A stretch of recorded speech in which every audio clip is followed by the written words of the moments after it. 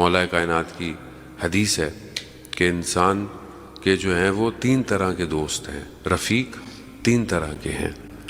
ایک وہ جو اس کے دوست ہیں، اس کے دوست کب تک ہوتے ہیں؟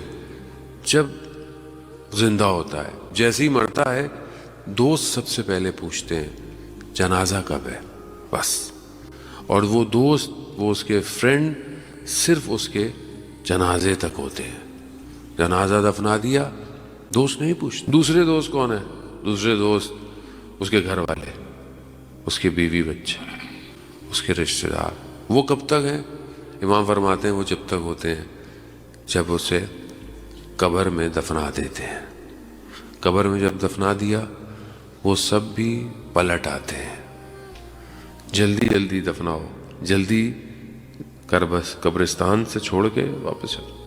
کوئی بھی اولاد، کوئی بھی بچہ، وہ ماں جو اسے 9 مہینے پیٹ میں رکھتی ہے، کوئی بچہ ایک رات بھی قبرستان نہیں بیٹھتا، کوئی بھی نہیں بیٹھتا۔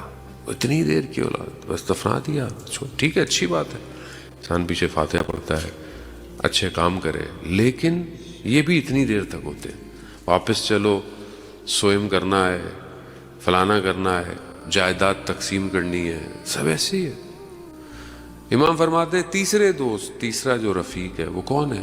کہا وہ تمہارے اعمال ہیں، اور وہ انسان کے ساتھ قیامت تک رہتے ہیں، اچھے ہوں تو بھی، برے ہوں تو بھی۔ ابھی ہماری اپنی مرضی ہے ہم کس سے اچھی دوستی کریں، کون ہے جو ہمارے ساتھ رہے گا۔ اس لیے بعض اوقات کہتے ہیں کہ انسان کو دوست اچھے بنانے چاہیے، ایسی دوستیوں کا کوئی فائدہ نہیں ہے جنہوں نے انسان کو تباہی کی طرف لے جائے۔